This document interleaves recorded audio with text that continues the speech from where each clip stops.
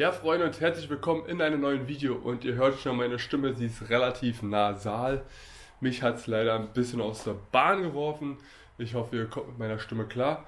In diesem Video geht es darum, wie ihr auch schon im Titel lesen könnt, in erster Linie natürlich um die neuen Sommerräder. Ich bin schon mega gehypt und leider habe ich nicht meine erste Reaktion aufgenommen zu den Felgen, weil ich muss sagen, sie haben mich auf jeden Fall live mehr umgehauen als nochmal auf den Bildern. Meine Freundin dagegen war nicht so krass davon geflasht, weil das Design ein bisschen zu neutral wirkt. Ich finde es aber mega und gerade das Finish. Ich habe die Reifen raufziehen lassen und auch der Monteur hat gesagt, ich soll auf jeden Fall mal vorbeikommen, wenn die Reifen drauf sind, weil das Finish er auch sehr, sehr, sehr geil findet. Und wir gehen jetzt so runter, werden natürlich die Felgen montieren. Ich bin gespannt. Ich sage dann auch dazu was für eine ET ist und so weiter. Wenn ich da unten nicht mehr ganz so viel reden sollte, kann es daran liegen, weil ich das einfach mitten auf der Straße mache und selbst mir das jetzt mittlerweile immer noch ein bisschen unangenehm ist. Nichtsdestotrotz möchte ich auch nochmal darauf hinweisen, ich habe hier noch meine LCI-Rückleuchten liegen. Ja. Mal gucken hier.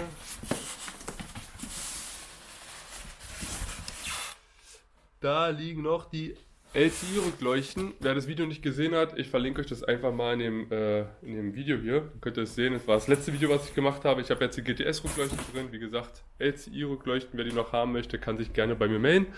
Und wir schnappen uns jetzt einfach mal schnell den Werkzeugkoffer und gehen dann mal runter. Und als allererstes muss ich aber noch was beim E46 machen, meiner Freundin. Der macht nämlich ganz komische Geräusche. Und wir haben schon alles gewechselt. Und wir kriegen den Fehler nicht weg. Jetzt habe ich noch eine Idee, wo mich mein Stiefvater drauf gebracht hat, der ja auch Kfz-Meister ist. Und zwar, ich soll mal den Riemen von dem Klimakompressor raushängen. Das werde ich jetzt so tun, damit der Klimakompressor nicht mitläuft. Hätte ich auch schon viel früher selber mal drauf kommen können.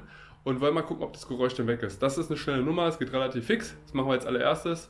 Für den es interessiert, zeige ich das einfach ganz kurz euch. Und dann geht es auch schon an meine Felgen. Wir sehen uns dann gleich unten bei den Fahrzeugen. Bis gleich. So Freunde, jetzt sind wir bei dem E46. Ich versuche euch mal das Geräusch zu symbolisieren. Nur kurze Gasstöße.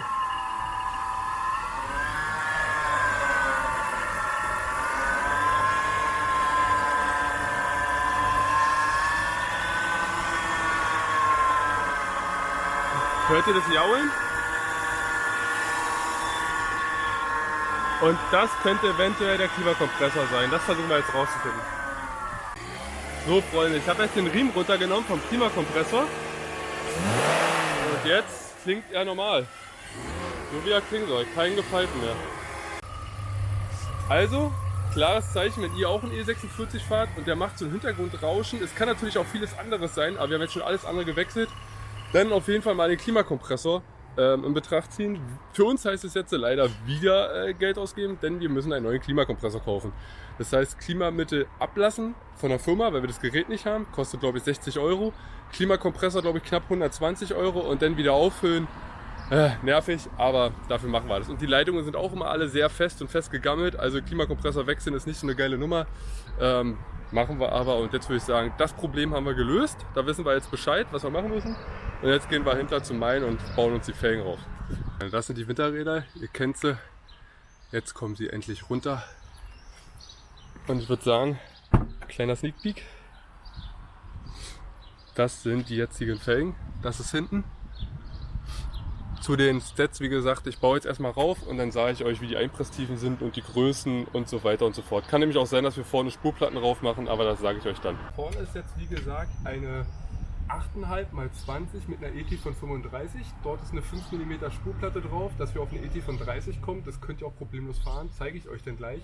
Klar ist aber auch, bei diesem Fahrzeug wurde Sturz und Vorspur und so weiter alles ein bisschen angepasst. Das heißt, ihr müsst auf jeden Fall, wenn ihr sowas fahren wollt, auch eine Achsvermessung machen. Jetzt kommt hinten wird es jetzt ein bisschen spannender, ob das so passt. Und dann zeigen wir euch gleich mal die eine Seite.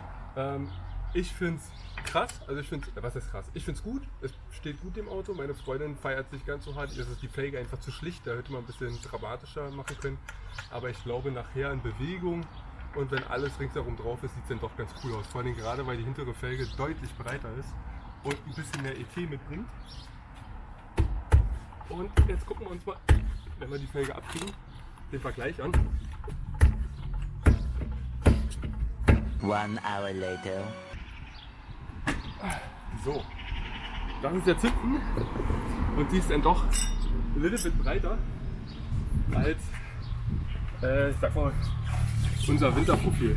Von der Höhe, minimal höher, einen guten Zentimeter würde ich jetzt, nee, nicht mal 8 mm, 7 mm, aber man sieht schon, weizmäßig ist da glaube ich ein Unterschied. Das müssten 2,25 sein, hier fahren wir jetzt 2,65, 30 und das ist eine 20x10J ET45. Die bleibt noch bei einer 45. Da machen wir keine Spurplatte drauf, das passt dann nämlich nicht mehr. Ich bin früher, meine 19 Zoll waren 9,5 mit einer ET von 35, darum jetzt so eine 10 mit einer ET 45. Ich glaube, ich muss den Fang überstecken. Nee, passt. Machen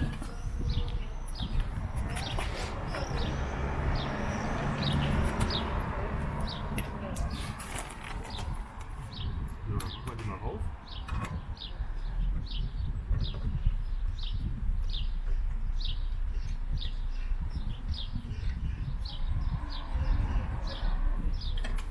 Hier stehen die Radbolzen auch ein bisschen weiter raus aus der Felge als vorne. Liegt daran, weil es einfach eine ET von 45 ist und wir hinten nicht mehr so viel Restmaterial haben vom Teller quasi. Dadurch gucken die hier ein Stück raus. Und wichtig, wenn ihr Japan Racing Felgen holt und ihr kriegt die Schrauben dazu und ihr wollt die in schwarz, immer nachschneiden. Denn ich zeige euch das mal kurz. Man kann es sehen, die sind halt lackiert und das Gewinde wird auch mit lackiert. Und dann macht ihr euer Gewinde kaputt. Deswegen nachschneiden, dass es wieder blank ist. Dann kriegt ihr auch problemlos das rein. Weil sonst, ich habe das schon mal bei den 19 Zoll gehabt, alles nicht nachgeschnitten und dann habe ich mir einen richtig dollen Gewinde versaut. Und um euch davor zu ersparen. So, dann haben wir die jetzt auch gleich fest. Und dann gucken wir mal.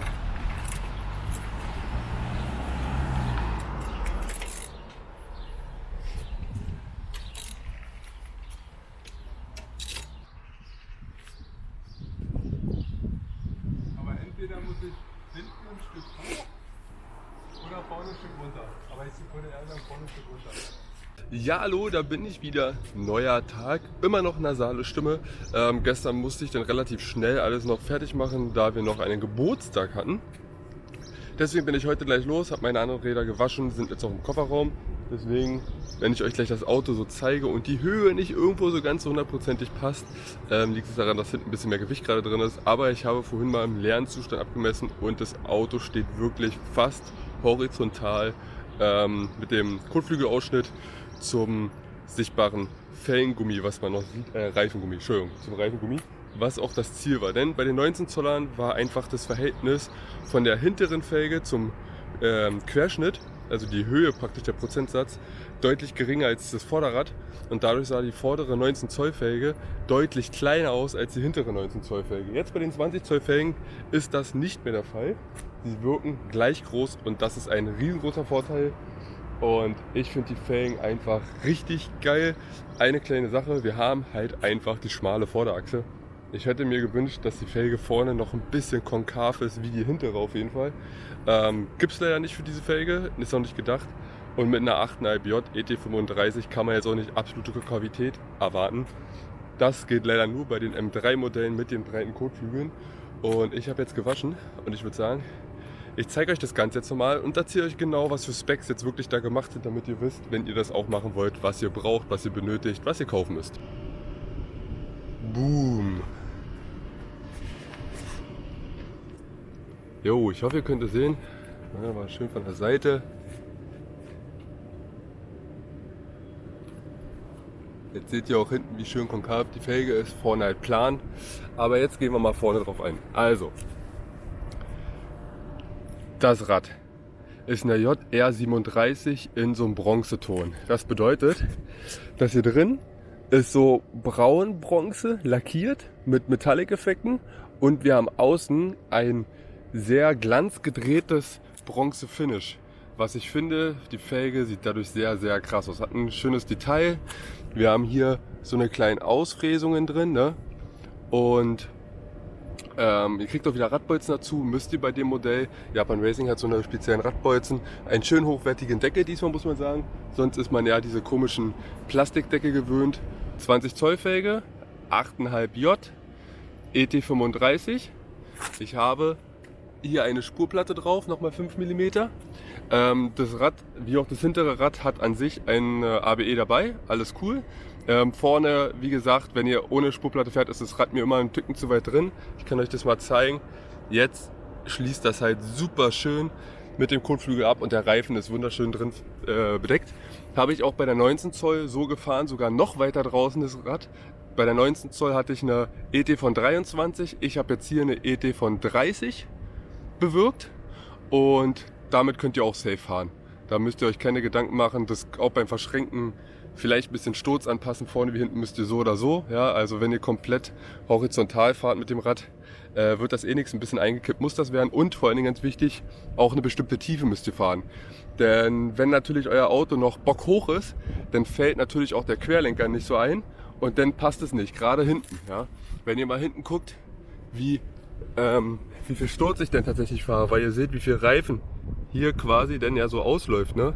Dann seht ihr, wie weit das Rad reingeknickt ist. Müsst ihr aber auch, sonst habt ihr keine Chance, das da reinzubekommen. Das heißt, ihr müsst eine gewisse Tiefe fahren und ihr müsst auf jeden Fall einen Sturz machen, sonst kriegt ihr nicht rein. Zum Hinterrad kommen wir gleich. Das war es jetzt vorne. Wenn ihr da noch Fragen habt, gerne wie gesagt in die Kommentare, beantworte ich euch. Aber 20 Zoll ist auf jeden Fall jetzt auch im Nachhinein die 100% bessere Wahl für einen F30 als 19 Zoll. Also wenn ihr euch Felgen kauft und ihr wisst noch nicht genau was, kauft euch 20 Zoll. Es fährt sich auch geil, es fährt sich natürlich noch nicht so extrem gut, da die Reifen noch niegelnagelneu sind, die müssen erst noch eingefahren werden, aber sonst so schon echt fett. Zu den Luftdrücken, hinten 3 Bar, vorne 2,8. So, hinten fahren wir eine 20 Zoll 10J. Ihr habt richtig gehört, 10 Zoll breit. ET45 muss dafür gemacht werden, geht nicht anders, weil die Felge uns zu breit ist. Bei einer 19 Zoll Felge, die ich davor gefahren bin, habe ich eine ET35 gefahren, die war dann auch nur 9,5 J. Jetzt ein halbes Zoll breiter die Felge, dann muss die ein Stück weiter rein, hab dann auch locker Luft zum Federbein, es funktioniert, aber ich glaube, hier ist auch schon fast Ende der Fahnenstange, viel mehr geht da nicht und ja.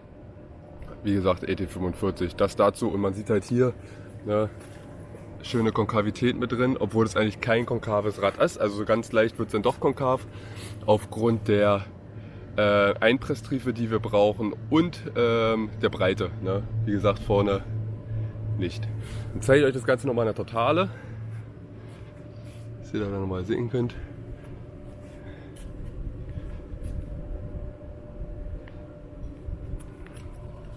Ja, Freunde, ich hoffe, das Video hat euch gefallen.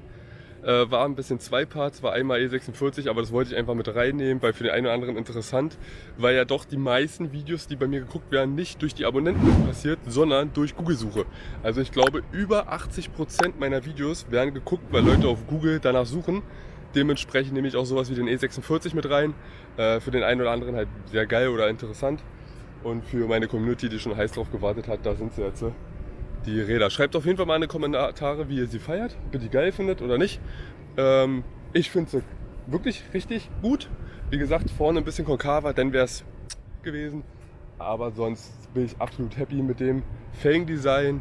Es ist schlicht. Meine Freundin, es ist zu schlicht. Sie mag ihre JR 28 und 19 Zoll auf dem E46 lieber. Aber es ist auch immer eine riesen Geschmackssache bei Felgen.